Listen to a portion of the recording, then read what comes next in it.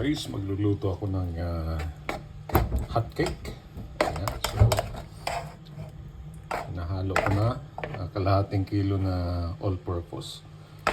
Ayan, all-purpose ang nilagay ko dyan. At syempre, nilagyan ko ng 2 itlog. At nilagyan ko ng isang kutsarang baking powder. Siyempre, nilagyan ko ng siyempre yung pampabango, vanilya. At siyempre, 5 kutsarang asukal. So, haluin natin at maya lulutuin na natin. Ayan. So, wala tayong dapat ito butter So, wala tayong butter kaya lagyan lang natin ng oil.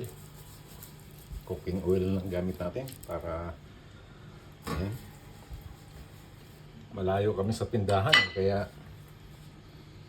walang butter, pero pwede na yan. Ito na yan.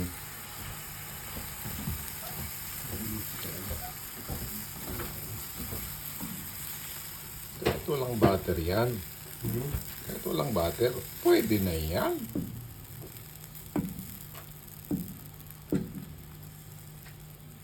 Dami Alright. Aming hot cake na galing sa McDonald. Sa McDonald galing yan. Homemade. Saan kayo galing ito? From McDonald. Wala ko McDonald. Balik na rin natin. Ayun Nako. Kuhang-kuha Ayan. Titikim tayo mamaya. Yan ang ating mabilisang recipe. Pag gutom kayo, gusto niyo na kagad na makakain, ayan lang. Gawa kayo ng hot cake. Nang mabilisan. Busog kayo agad yan. Ayan ka. Sa kalahating kilo, marami na akong magagawa yan. At syempre dahil 3 kaming kakain, mamaya abangan ninyo. Yun! Luto na! Di ba? Luto na. Kukuhanin natin yan. Tingnan nyo. Di ba? Ganun lang kabilis po ang magluto niyan. So, ngayon, lagay tayo ulit ng, basa pa naman ito ng oil. Ayan. Isang takal ulit. Hop!